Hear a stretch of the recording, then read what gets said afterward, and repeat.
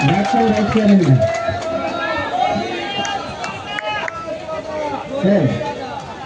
त्याच्यामध्ये कोणत्याही प्रकारचं राजकारण नाही. प्रामाणिक प्रयत्न आहे दादांचा की तुम्हाला न्याय मिळाला पाहिजे.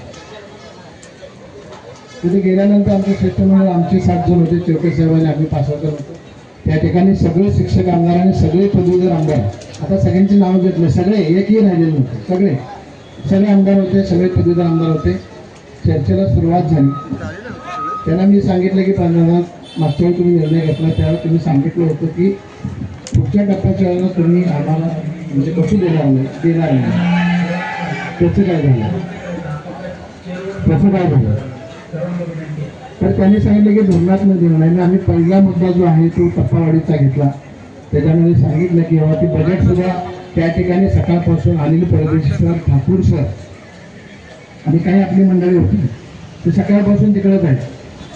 मंगेशभाऊ चव्हाणच्या सोबत म्हणजे हाऊसमध्ये ते सकाळपासून पाठवण्यात म्हणत किती बजेट लागतंय, काय लागतंय ते सगळं त्यांनी काढून दिलं.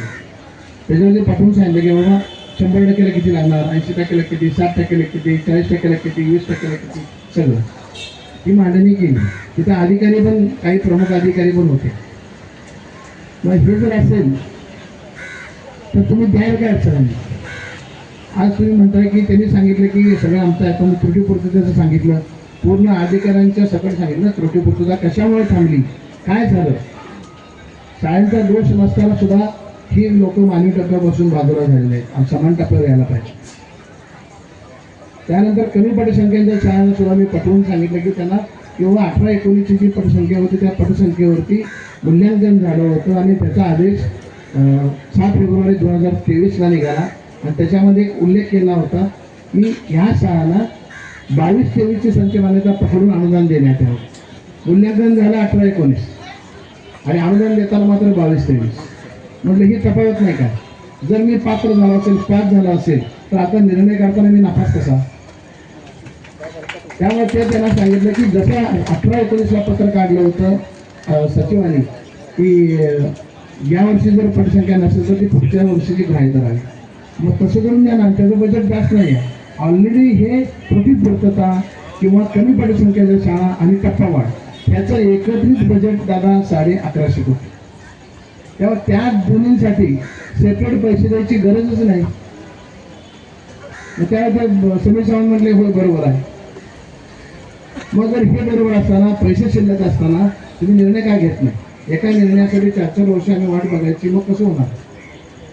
तुम्ही सांगता की परत बाबा आंदोलन करायची गरज नाही, आम्ही सकारात्मक आहोत.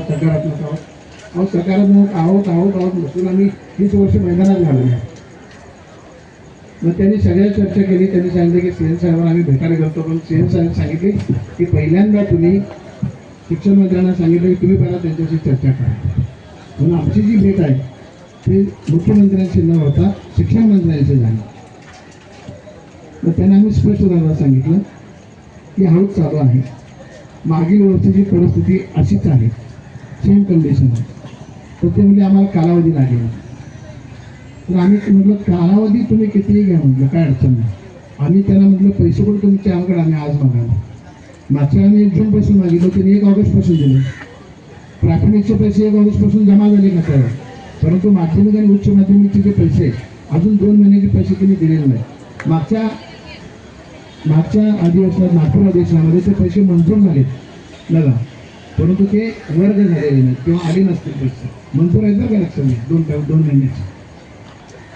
मग आता तुम्ही हाऊसमध्ये घोषणा करा, न्यायालय आमचं मंत्रिमंडळ बैठकीमध्ये घ्या आणि घोषणा करा ना. जसं मागच्या वेळी घोषणाच केली होती की शिक्षण मंत्री महोदयाने की तुम्हाला 1 ऑगस्टपासून आम्ही वाढीव टप्पा देत आहोत, ही घोषणा केली होती. तशी घोषणा करा.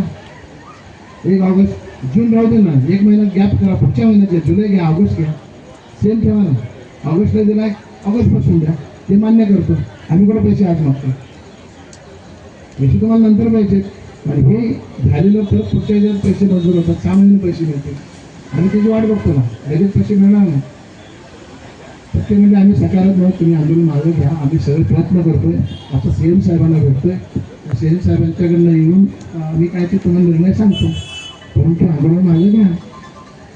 त्यांना मी एकच सांगितलं, सगळ्यांच्या साक्षीने सांगतो की साहेब म्हटलं तुम्ही 1 दिवसांनी निर्णय घ्या, 2 दिवसांनी निर्णय घ्या, आम्ही आझाद मैदान सोडणार नाही.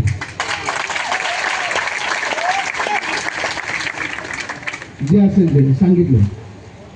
म्हणजे आता मला जॉईंट CP साहेबांनी पण बनकळे साहेबांनी पण कायदा आणि सुव्यवस्थेचं त्यांचं न्यायालय कोर्टाचं वगैरे सगळं सांगितलं. त्यांचं बरोबर आहे, गृहखातं आहे. आम्हाला आजपर्यंत गृहखात्यानं अतिशय मदत केलेली आहे. आम्ही नाही म्हणत नाही. त्यांनी त्यांचे कायदा आणि सुव्यवस्था सांगितलं, त्यांचा आदर करतो आम्ही. परंतु एवढी ही सगळी माणसं एवढी रात्र झालेली बसलेली आहेत, हे काही विनाकारण बसलेले नाही.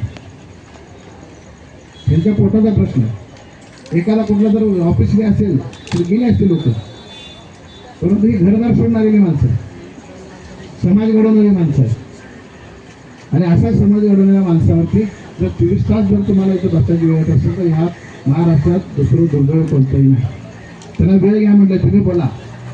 चव्हाण साहेबांना मी सांगितलं तुम्ही बोला, महाजन साहेबांशी बोला, सीएम साहेबांशी बोला आणि तुम्ही सांगा. आणि उद्या ठीक आहे आम्ही वाट बघतो, बसतो ना आम्ही, उद्या निर्णय घ्या. आम्ही कुठं काय करतो? आम्ही कुठं म्हणजे आता लगेच पाहिजे म्हणतोय, कुठं नाही. उद्या हाऊसमध्ये तुम्ही घोषणा करा. मागच्या वेळी पण तसंच झालं होतं, हाऊसमध्ये घोषणा झाली होती आणि नंतर मग परत महाजन साहेब आले होते. तसं या नंतर आम्ही वाट बघतो, स्वागत करतो. परंतु आम्ही आंदोलन मागं घेणार नाही असं सांगितलंय, आझाद मैदान सोडणार नाही असं सांगितलंय. परंतु अंतिम निर्णय दादा तुम्ही घ्यायचा, तुम्ही जे म्हणाल ते.